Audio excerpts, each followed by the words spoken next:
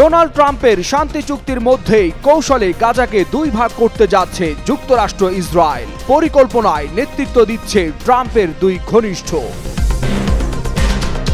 এবার পশ্চিম তীরকে নিজেদের অংশ করতে ইসরায়েলি পার্লামেন্টে বিল পাস। যুক্তরাষ্ট্রের সঙ্গে সম্পর্ক ক্ষতিগ্রস্ত হওয়ার শঙ্কায় লোক দেখানো বিরোধিতা করেন নেতানিয়াহু। মার্কিন আগ্রাসনে উত্তপ্ত ক্যারিবীয় অঞ্চল, খেপে গেলেন ভেনেজুয়েলার প্রেসিডেন্ট নিকোলাস মাদুরো। যুক্তরাষ্ট্রকে জবাব দিতে নামিয়ে দেওয়া হলো ৫,০০০ রুশ ক্ষেপণাস্ত্র। পুতিনের সঙ্গে ট্রাম্পের বৈঠক ভেস্তে যাওয়ার পর পারমাণবিক বোমার মহড়া চালালো রাশিয়া। নতুন করে উত্তেজনা বৃদ্ধির শঙ্কা পশ্চিমা জোটের। হঠাৎ ইউরোপ জুড়ে ছড়িয়ে পড়ছে বার্ড ফ্লুর আতঙ্ক। দেশে দেশে পোল্ট্রি খামার লকডাউন ঘোষণা, নিধন করা হচ্ছে লাখ লাখ মুরগি। ডোনাল্ড ট্রাম্পের গাজা শান্তি চুক্তির আলোকে যুক্তরাষ্ট্র ও ইসরায়েলের কূটকৌশলে দুই ভাগ করা হচ্ছে গাজাকে। ইসরায়েলি আগ্রাসনে রক্তক্ষয়ী এই উপত্যকাকে দুই ভাগে ভাগ করার এক নতুন পরিকল্পনা নিয়ে এগোচ্ছে দেশ দুটি। শান্তি চুক্তির নামে শুরু হয়েছে এমন এক প্রক্রিয়া যা গাজা ভূখণ্ডের মানচিত্রে স্থায়ী পরিবর্তন আনতে পারে। ডোনাল্ড ট্রাম্পের ঘনিষ্ঠ উপদেষ্টা জ্যারেড কুশনার এবং বর্তমান মার্কিন ভাইস প্রেসিডেন্ট জেডি ভ্যান্সের তত্ত্বাবধানে তৈরি হয়েছে এই পরিকল্পনা। তাদের প্রস্তাব অনুযায়ী গাজার একাংশ থাকবে ইসরায়েলের নিয়ন্ত্রণে, আর অন্যটি থাকবে ফিলিস্তিনি স্বাধীনতাকামী সংগঠনের অধীনে। 10 অক্টোবর যুদ্ধবিরতির পর থেকে ইসরায়েল ইতিমধ্যে গাজার প্রায় 53% এলাকা দখল করে নিয়েছে, যা এখন ইয়েলো লাইন নামে পরিচিত। এই সীমার মধ্যেই মার্কিন অর্থায়নে পুনর্গঠন কাজ চালানোর পরিকল্পনা করছে ওয়াশিংটন। ট্রাম্পের ঘনিষ্ঠ উপদেষ্টা কুশনারের ভাষায়, স্থিতিশীলতা আর উন্নয়নের মাধ্যমে তারা নিরাপদ অঞ্চলে নতুন গাজা গড়তে চায়। তবে মধ্যপ্রাচ্যের বিশ্লেষকরা বলছেন এটি আসলে ইসরায়েলি নিয়ন্ত্রণকে স্থায়ী করার এক নতুন রূপরেখা। ফিলিস্তিনিরা আশঙ্কা করছে গাজাও পরিণত হতে যাচ্ছে পশ্চিম তীরের মতো এক বিভক্ত ও দখলকৃত ভূখণ্ডে। আর ফিলিস্তিনি স্বাধীনতাকামী সংগঠন স্পষ্ট জানিয়েছে তারা কোনো অবস্থাতেই নিরস্ত্র হবে না। বিশ্লেষকদের মতে গাজাকে ভাগ করার এই কূটকৌশল শান্তির নয়, বরং এটি হতে পারে মধ্যপ্রাচ্যে দীর্ঘমেয়াদী সংঘাতের সূচনা। ওয়ালিউল হাসানাত, যুগান্তর নিউজ। মধ্যপ্রাচ্যে আবারও যেন যুদ্ধে আগুন জ্বালানোর পথে হাঁটছে ইসরায়েল। দখলকৃত ফিলিস্তিনি ভূখণ্ডের পশ্চিম তীরকে নিজেদের অংশ হিসেবে অন্তর্ভুক্ত করার একটি বিল প্রাথমিকভাবে পাশ করেছে ইসরায়েল। এতে নতুন করে উত্তেজনা ছড়িয়ে পড়েছে পুরো অঞ্চলে। বৃহস্পতিবার আন্তর্জাতিক সংবাদ সংস্থা আল জাজিরার এক প্রতিবেদনে বলা হয়, মঙ্গলবার 120 আসনের ইসরায়েলের পার্লামেন্ট নেসেটে মাত্র এক ভোটের ব্যবধানে এই বিতর্কিত বিলটি অনুমোদন পায়। তবে বিলটি আইনে পরিণত হতে হলে আরও 3 ধাপে ভোটে পাশ হতে হবে। যদিও প্রাথমিক পর্যায়ে অনুমোদনই অনেকের কাছে এক প্রকার ইসরায়েলের অধিকার ঘোষণা হিসেবে মনে হচ্ছে। বিলটির মাধ্যমে ইসরায়েল দখলকৃত পশ্চিম তীরে তাদের সার্বভৌমত্ব প্রতিষ্ঠা করতে চায়, অর্থাৎ কার্যত ফিলিস্তিনের এই অঞ্চল সরাসরি ইসরায়েলের ভূখণ্ডে যুক্ত হয়ে যাবে। আন্তর্জাতিক মহল একে আন্তর্জাতিক আইন লঙ্ঘন এবং ফিলিস্তিনি রাষ্ট্র প্রতিষ্ঠার সম্ভাবনার বড় আঘাত হিসেবে দেখছে। কিন্তু আশ্চর্যের বিষয় হলো, ইসরায়েলের প্রধানমন্ত্রী নেতানিয়াহু নিজেই এই বিলের বিরোধিতা করেছেন। তার দল লিকুড পার্টিও এটি সমর্থন করেনি। তবে জোটসঙ্গী কয়েকজন এমপি ও বিরোধী দলের কিছু সদস্য ভোট দেয় এই বিলের পক্ষে। লিকুড পার্টির মতে এই উদ্যোগ যুক্তরাষ্ট্রের সঙ্গে ইসরায়েলের সম্পর্ক আরও ক্ষতিগ্রস্ত হতে পারে। এই নির্বাচনটি এমন সময় হলো যখন যুক্তরাষ্ট্রের প্রেসিডেন্ট ডোনাল্ড ট্রাম্প মাত্র 1 মাস আগে সতর্ক করেছিলেন যে ইসরায়েল পশ্চিম তীর সংযুক্ত করতে পারবে না, এবং একই সময় গাজার যুদ্ধবিরতি রক্ষায় মার্কিন ভাইস প্রেসিডেন্ট ইসরায়েল সফর করেন। এদিকে রাজনৈতিক বিশ্লেষকরা বলছেন এই বিল কার্যত হলে তা শুধু নতুন সংঘাতের জন্মই দেবে না, বরং বহু দশক ধরে আলোচিত ফিলিস্তিন ইসরায়েল দ্বিরাষ্ট্রীয় সমাধানের পথও চিরতরে বন্ধ হয়ে যেতে পারে। ফাতেমা ফাতেহজান, যুগান্তর নিউজ। মার্কিন সামরিক বাহিনীর উপস্থিতিতে দিনের পর দিন উত্তপ্ত হয়ে উঠছে ক্যারিবীয় অঞ্চল। মাদক চোরাচালান ঠেকাতে যুক্তরাষ্ট্রের কথিত অভিযানে আবারও প্রাণ ঝরল ক্যারিবীয় সাগরে, আর এতেই ক্ষিপ্ত হয়ে ওঠেন ভেনেজুয়েলার প্রেসিডেন্ট নিকোলাস মাদুরো। এবার সরাসরি রুশ মিসাইলের হুমকি দিয়ে বসলেন তিনি। বুধবার রাতে জাতীয় টেলিভিশনে সম্প্রচারিত এক অনুষ্ঠানে সামরিক কর্মকর্তাদের সামনে দাঁড়িয়ে মাদুরো ঘোষণা দেন দেশের শান্তি ও সার্বভৌমত্ব রক্ষায় প্রস্তুত রয়েছে ৫,০০০ রুশ অ্যান্টি এয়ারক্রাফট ক্ষেপণাস্ত্র, যা ভেনেজুয়েলার গুরুত্বপূর্ণ এলাকাগুলোতে ইতিমধ্যেই মোতায়েন করা হয়েছে।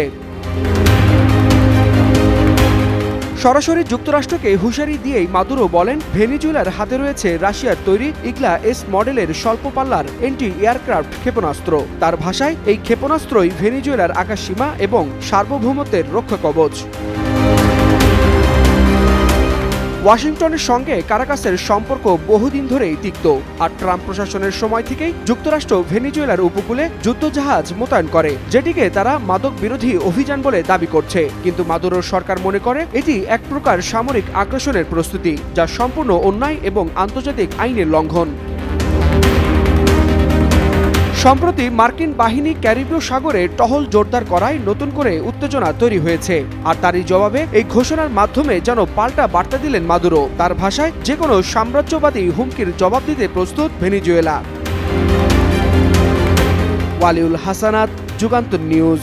রাশিয়ার আগ্রাসী পদক্ষেপে আবারও অস্থির হয়ে উঠেছে বিশ্ব রাজনীতি। ইউক্রেন যুদ্ধের আগুন এখনো নেভেনি, বরং নতুন করে ছড়িয়ে পড়েছে কূটনৈতিক টানাপোড়েনের ধোঁয়া। পারমাণবিক মহড়া, নিষেধাজ্ঞা ও পারস্পরিক হামলায় যেন যুদ্ধের আবহ আরও তীব্র হয়ে উঠেছে। পশ্চিমা দেশগুলো বলছে, রাশিয়া শুধু ইউক্রেন নয়, পুরো আন্তর্জাতিক স্থিতিশীলতাকে হুমকির মুখে ফেলেছে। এই অস্থিরতার মাঝেই আলোচনার আশায় মুখোমুখি বসার কথা ছিল রুশ প্রেসিডেন্ট ভ্লাদিমির পুতিন ও মার্কিন প্রেসিডেন্ট ডোনাল্ড ট্রাম্পের। গত সপ্তাহে ফোনালাপে তারা হাঙ্গেরিতে বৈঠকের পরিকল্পনা করেছিলেন, যার মূল উদ্দেশ্য ছিল ইউক্রেন যুদ্ধের সমাধান ও সম্ভাব্য যুদ্ধবিরতি। তবে হোয়াইট হাউস হঠাৎ ঘোষণা দেয়, এখনই পুতিনের সঙ্গে ট্রাম্পের বৈঠকের কোনো পরিকল্পনা নেই। ট্রাম্পের ভাষায়, তিনি কোনো প্রকার বৃথা বৈঠক চান না, আর রাশিয়াও জানায় অর্থবহ আলোচনার আগে গভীর প্রস্তুতি দরকার। আন্তর্জাতিক বার্তা সংস্থা রয়টার্সকে ৩টি সূত্র জানিয়েছে, শান্তি চুক্তি শর্ত হিসেবে ইউক্রেনের দক্ষিণ পূর্বাঞ্চলীয় দানবাস অঞ্চলের পুরো নিয়ন্ত্রণ রাশিয়ার হাতে দিতে হবে বলে যুক্তরাষ্ট্রকে জানায় দেশটি, যা কার্যত ট্রাম্পের প্রস্তাব প্রত্যাখ্যান।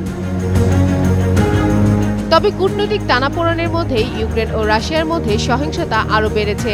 মঙ্গলবার রাতভর দুই দেশ একে অপরের উপর ব্যাপক ক্ষেপণাস্ত্র হামলা চালায়। কিয়েভে রুশ হামলায় নিহত হয়েছেন বেশ কয়েকজন। অন্যদিকে ইউক্রেনীয় বাহিনীরা জানায়, তারা ফরাসি ব্রিটিশ নির্মিত স্টর্ম শ্যাডো ক্ষেপণাস্ত্র ব্যবহার করে রাশিয়ার ব্রায়ানস্ক অঞ্চলে একটি রাসায়নিক কারখানায় পাল্টা হামলা চালিয়েছে। তাদের দাবি, রুশ অবকাঠামো ধ্বংসই শান্তি আলোচনার একমাত্র ভাষা।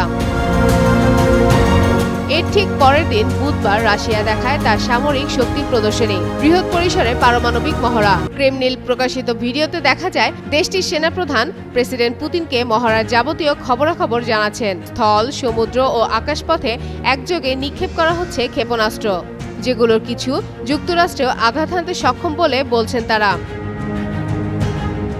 এই মহড়া নিয়ে বিশ্লেষকরা বলছেন, ট্রাম্পের সঙ্গে বৈঠক স্থগিত আর ইউক্রেনে পাল্টা হামলার পরপরই এই মহড়া আসলে এক ধরনের শক্তি প্রদর্শন ও বার্তা যে রাশিয়া এখনো ভয়ঙ্করভাবে প্রস্তুত। এই একই দিনে যুক্তরাষ্ট্র রাশিয়ার প্রধান দুই তেল কোম্পানি রোসনেফট ও লুকোয়েলের উপর নতুন নিষেধাজ্ঞা আরোপ করে। ওয়াশিংটনের দাবি, এই প্রতিষ্ঠানগুলো যুদ্ধের অধ্যয়নে ভূমিকা রাখছে।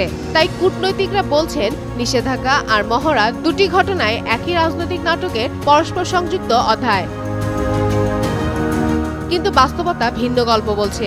চারদিকে হামলা, নিষেধাজ্ঞা আর পারমাণবিক মহড়ার আওয়াজে ইউরোপ জুড়ে আবারও যুদ্ধের ছায়া ঘনিয়ে এসেছে। শান্তি আশায় যে দরজা একটু খুলেছিল, তা হয়তো আবার বন্ধ হয়ে যাচ্ছে নতুন এক সংঘাতের আগুনে। ফাতেমা ফাতেহজান, যুগান্তর নিউজ। ইউরোপ জুড়ে বার্ড ফ্লুর আতঙ্ক ছড়িয়ে পড়েছে। সতর্কতামূলক পদক্ষেপ হিসেবে এবং সংক্রমণ আরও ছড়িয়ে পড়ার ঠেকাতে বেলজিয়াম সহ একাধিক দেশ পোল্ট্রি খামারে লকডাউন ঘোষণা করেছে। এ সময় ঘরে রাখার নির্দেশ দিয়েছে বুধবার এক প্রতিবেদনে তথ্য জানিয়েছে সংবাদ মাধ্যম TRT ওয়ার্ল্ড। সংবাদ মাধ্যমটি বলছে, ইউরোপ জুড়ে নতুন করে ছড়িয়ে পড়া বার্ড ফ্লুর প্রাদুর্ভাবের মধ্যে বেলজিয়াম সরকার বৃহস্পতিবার থেকে সব ধরনের পোল্ট্রিকে ঘরে রাখার নির্দেশ দিয়েছে। দেশটির ফেডারেল ফুড সেফটি এজেন্সি জানিয়েছে, সম্প্রতি এক খামারে বার্ড ফ্লুর সংক্রমণ ধরা পড়ার পরই এই সিদ্ধান্ত নেওয়া হয়েছে। গত কয়েক বছরে বার্ড ফ্লুতে ইউরোপে শত শত কোটি পোল্ট্রির মৃত্যু হয়েছে বা সংক্রমণ শনাক্তের পর বাধ্যতামূলকভাবে নিধন করা হয়েছে। এতে সরবরাহ ব্যবস্থা যেমন ব্যাহত হয়েছে, তেমনি খাদ্যদ্রব্যের দামও বেড়েছে এবং নতুন এক মহামারীর আশঙ্কাও তৈরি হয়েছে। এছাড়া ফ্রান্সও গেল মঙ্গলবার বেলজিয়ামের মতো একই পদক্ষেপ নিয়েছে।